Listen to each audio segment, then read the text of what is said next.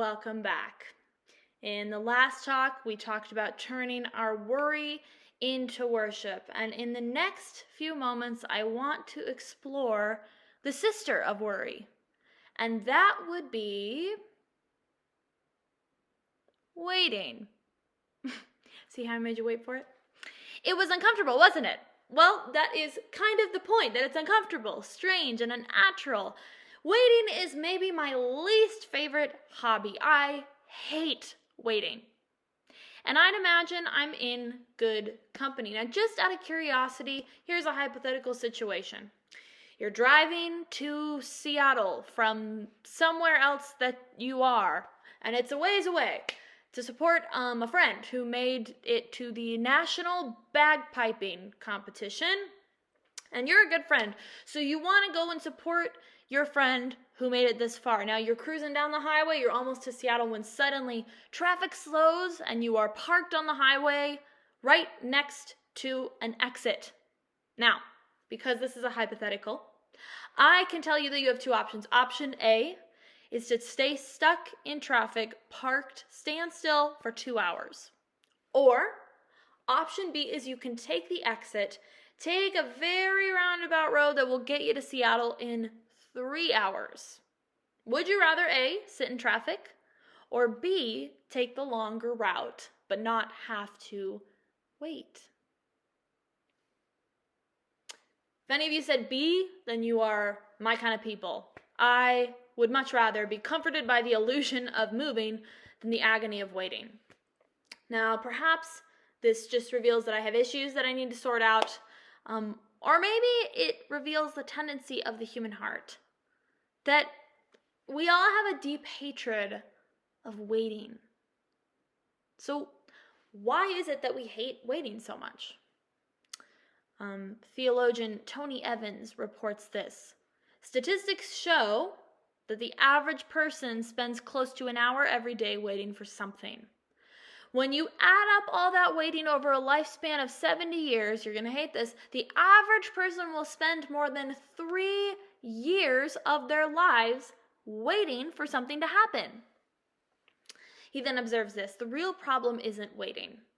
It's what happens to our hearts while we wait. Oof. Journalist Shaughnessy Farrow wrote an article examining the psychological anxiety that accompanies waiting. She asserts lines feel a lot worse when there's some anxiety involved. The more uncertainties about the situation, the less secure you'll feel about eventually getting to the front. Restaurants are masters at putting people at ease while waiting for a table. There's a check-in point where you can give the hostess your name so you know the restaurant knows you're there and will take care of you eventually. You'll get an estimated wait time. You can grab a menu to peruse, making your time feel productive.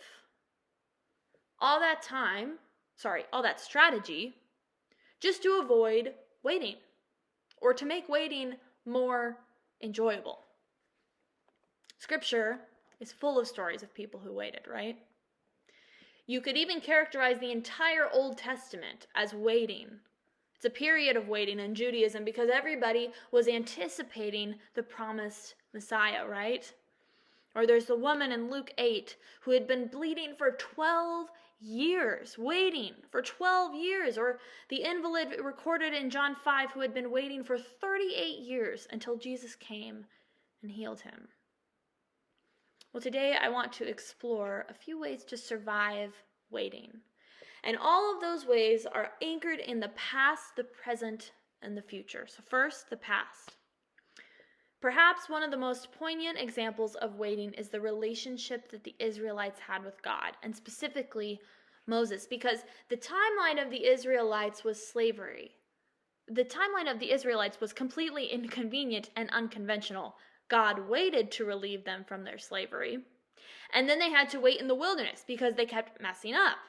There's all these ways in the story of the Israelites that defies what would make linear sense, right? Well, in the beginning of Exodus, when we're first introduced to this whole situation, chapter 1, the section is labeled, "The Israelites are oppressed." Here's the backdrop of the story. And verse 8 is one of the first red flags. It says this, "Then a new king to whom Joseph meant nothing came to power in Egypt. Some of the translations say, who forgot about Joseph came to power in Egypt.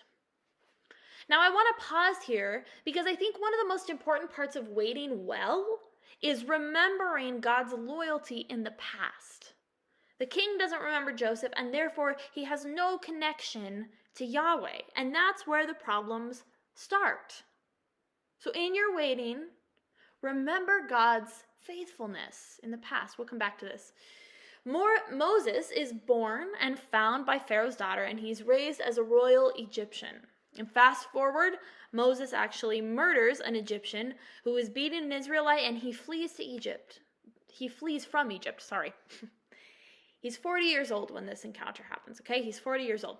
40 years later, when Moses is 80, God comes back to him via a burning bush and says, you're actually going to go back to Egypt and save the Israelites. Now, these 40 years of Moses' life, where he's in Midian, these are the years that we often skip over. But actually, a lot happens in Moses' life during these 40 years. He gets married, he becomes a shepherd, he has children, and I can only imagine how different of a person Moses was at 80 when he was a rural father working at sheep versus 40 when he was an Egyptian prince. Now, why am I talking about this? Because those 40 years were formative.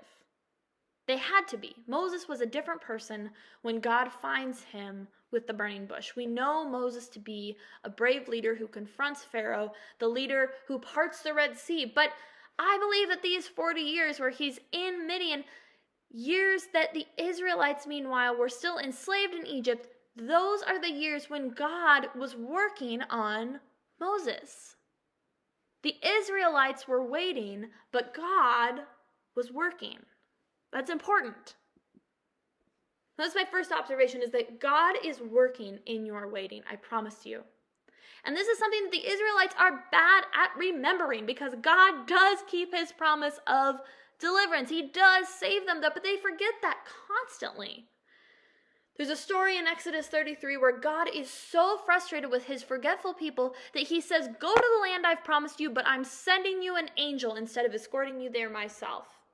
He says, I've had enough. I'm so sick of your stubborn, hard-headed ways, and I'm sending in a substitute teacher. Verse 4 says this. When the people had heard this harsh verdict, they were plunged into gloom and wore long faces. No one put on jewelry. Verses 5 and 6, God said to Moses, tell the Israelites, you're one hard-headed people.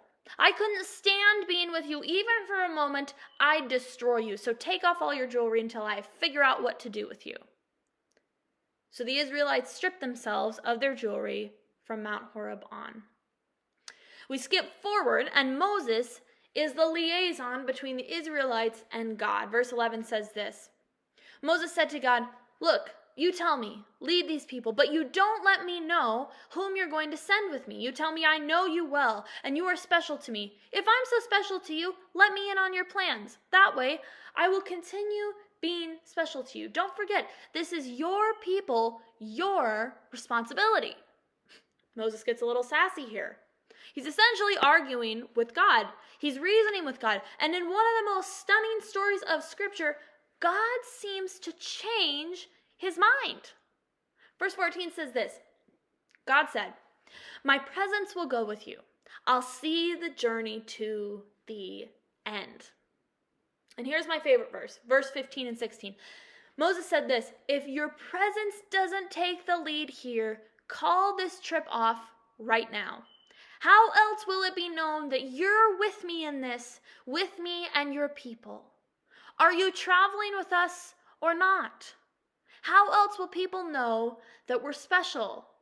I and your people among all other people on this planet Earth, God said to Moses, verse 17, all right, just as you say, but also I will do, for I know you well, and you are special to me. I know you by name. Moses says this, if your presence isn't with us, God, we won't take a single step in any direction. We will wait until your presence guides us, and God says, okay. What if we adapted this mentality? Not of impatiently waiting for God to hurry up and answer our prayers. But what if we boldly told God with conviction, I won't move this way or that way. I won't submit a job application to this job. I won't go on a single date with that Australian model with the beautiful accent. I won't do anything, God, until your presence is promised to move with me. See, we're waiting. But all of a sudden, waiting is on our terms because you decided, like Moses decided, not succumbed, not against our will. We decided to wait on God. And so here's our present. We talked about the past. Here's our present. Kind of play on words here. Is that our present is about staying in God's presence and knowing that he has promised to be with us. So we wait on purpose. It's a choice.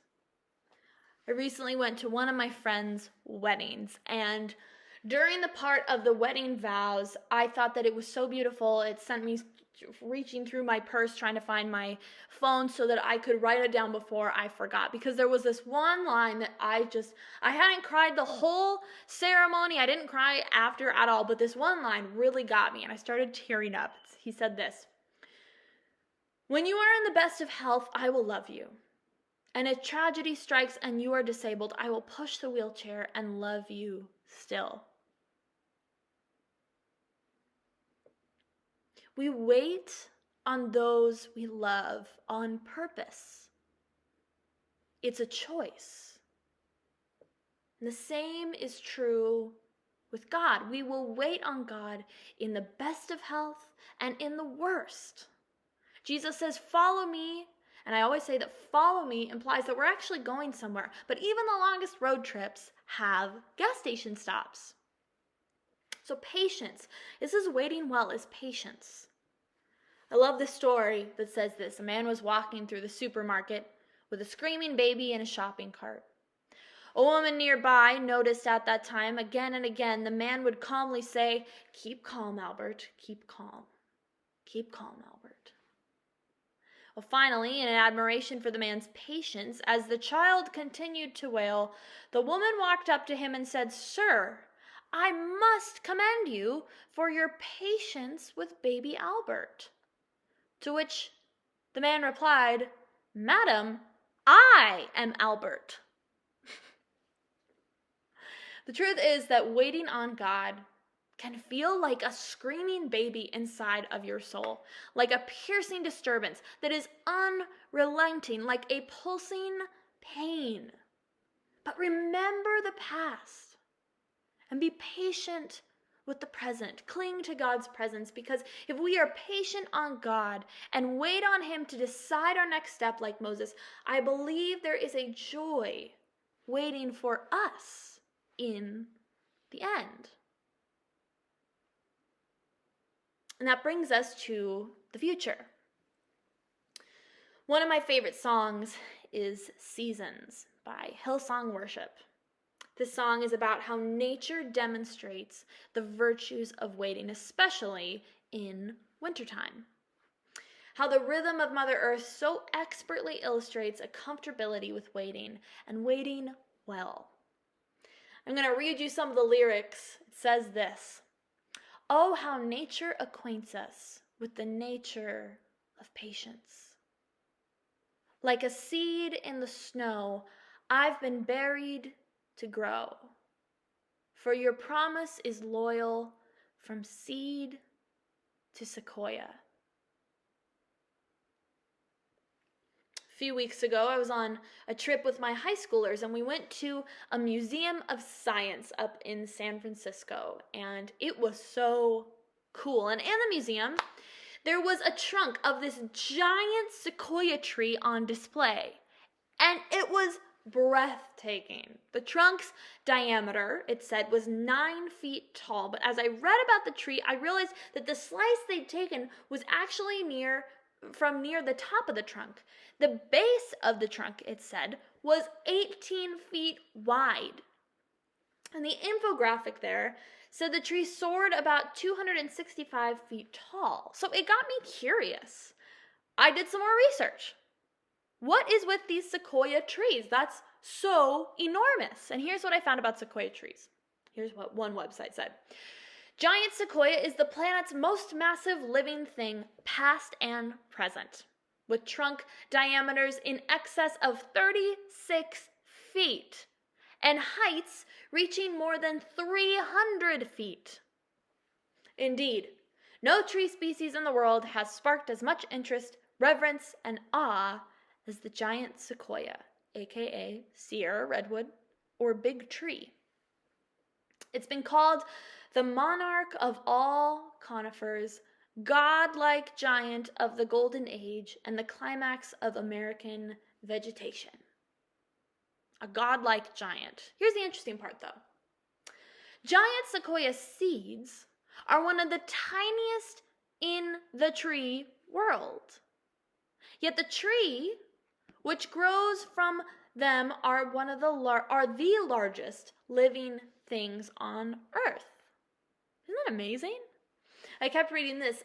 Ancient giant sequoias climb to heights greater than 300 feet and have massive cinnamon red trunks, nearly 40 feet in diameter. These vast structures of antiquity have lifespans that can last thousands of years. Another thing that's interesting about these trees is that they take anywhere between 50 and 100 years to grow to their full maturity in height. And I said earlier that their seeds are tiny, and I want to give you a picture of just how tiny they are. Sequoia seeds are about the size of a pinhead and enclosed in a scaled-like seed about 1/4 to 3/8 inches long by 1/4 inch wide. It's tiny. The smallest seeds, they grow into the most stunning sequoias. Oh, how nature acquaints us with the nature of patience, right? The seed's future is to be a sequoia because it is a sequoia tree. And the same is true with us. We are destined to become giants of faith, to stretch tall and expand and grow because we are sons, daughters of God. That's our future. Remember the past, be patient in the present, stay in God's presence, and be confident in your future. This is the third thing, be confident in your future. Sometimes waiting feels like a screaming baby. And sometimes, like the song says, it feels like we are a baby seed buried to grow in the ground, isolated, alone, stuck. Like we could yell into the soil, but no sound is reaching anyone. But God's promise is loyal. From seed to sequoia, he promises to be with us, to nurture us, to comfort us, to lead and to guide us. And if you're in a season of waiting, here are a few of the most beautiful promises from God. Hopefully this makes you feel a little better. It says this, John 16:33, I have told you these things so that you in me might have peace. In this world you will have trouble, but take heart. I have overcome the world. Psalm 32:8 says this, I will instruct you and teach you in the way you should go. I will counsel you with my loving eye on you. Matthew 11:28, come to me, all you who are weary and burdened, and I will give you rest. Take my yoke. Take it upon you and learn from me, for I am gentle and humble in heart, and you will find rest for your souls. Exodus 14:14, the Lord will fight for you. You need only be still. Hebrews talks about God's promises. In chapter 16, there's a section labeled the certainty of God's promise. I love that, the certainty of God's promise. It says this, when God made his promise to Abraham, since there was no one greater for him to swear by, he swore by himself, saying, I will surely bless you and give you many descendants. And so after waiting patiently, Abraham received what was promised. And verse 19 says this, we have this hope as an anchor for the soul, firm and secure. When I was prepping for this sermon on waiting, I was trying to think of times in my life where I had to wait, where I had no choice but to wait. And the first thing that came to my mind was in October, I ran my first, maybe my last marathon. Talk about a long time, and I'm not a fast runner, so it was truly a game of patience. Now, there were a few moments in the race. Specifically, I remember mile 18 where my feet were just covered in blisters. And my hip was hurting. I mean, sweat was rolling everywhere. I was sunburnt. My hair was just really, I don't know if you relate to this, but my hair was just tugging at my head. I just felt like everything was against me. I was running on a highway. For some reason, they thought that would be a good part of the race. And I called one of my friends. I'm kind of trudging along, half crying, half screaming, half running. And I'm like, I can't do this. I cannot do this. I'm going to go home. Which is hilarious because there's no way to get home, right? You have to finish the race. But I said, I'm just going to go home. I can't do this. I can't do this. And my friend said, Lindsay, you have been training for this day for months. And she reminded me, I know that you went to the running store and you picked out specific shoes and you paid a lot of money for them. And I said, yeah, that's so true. I did pay a lot of money for them. And she said, I know that you researched the best socks. And I know that you took hours out of your days each week and you methodically planned for this day. You can do it. And I did do it. It was around mile 23, I think, that my dad called me. Now, my dad is much more of a runner than I am. He's run Boston marathons several times. He's run probably more marathons than he can even count. And he called me and checked in on me and said, how are you doing? How's the race? And I said, honestly, Dad, it's really hard. He said, yep, been there. He said, which mile are you on? I said, around 23 or wherever I was at. Now, there's 26.2 miles in a marathon for those of you who have had the privilege of never knowing that. And I remember I was talking to him for a few miles. I was almost done. And it was coming up on mile 26. And he said, you must be almost there. You must be close. And I said, yeah, I am. I can see the 26-mile marker in the distance. I'm almost there, Dad. And then I said, do you just want to stay on the phone with me as I cross the finish line? He said, yeah, I'd love that. And so I did. I crossed the finish line with my dad cheering me on in my ears. Now, that was one of the best moments of my life. Maybe I'll change my mind if I get married or have kids, but up until now, that was the most rewarding moment of my life. And all because I waited. I was patient. I mean, well, kind of patient, but enough to make it to the finish line. And it's like my friend said, remember the past. Remember what you've done for your body in the past to prepare you for this moment. The same is true with God. Remember what he has done in the past. How he's readied you for these moments. Remember how he has delivered you in the past. And most importantly, overall, he will be with you when that waiting pays off. When you cross the finish line, he will be in your ears cheering you on.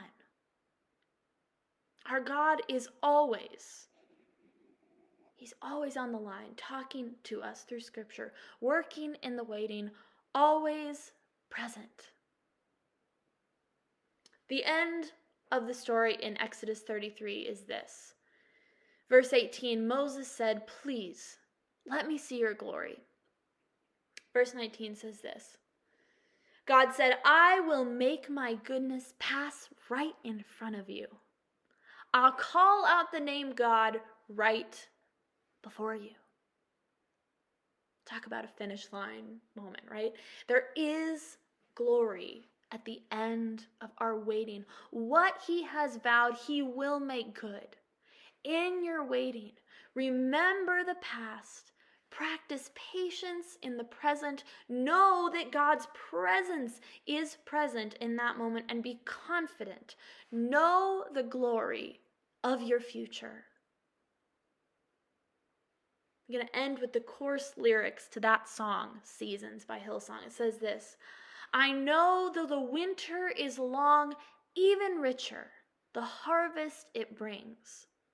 And though my waiting prolongs, even greater, your promise for me like a seed. I believe that my season will come.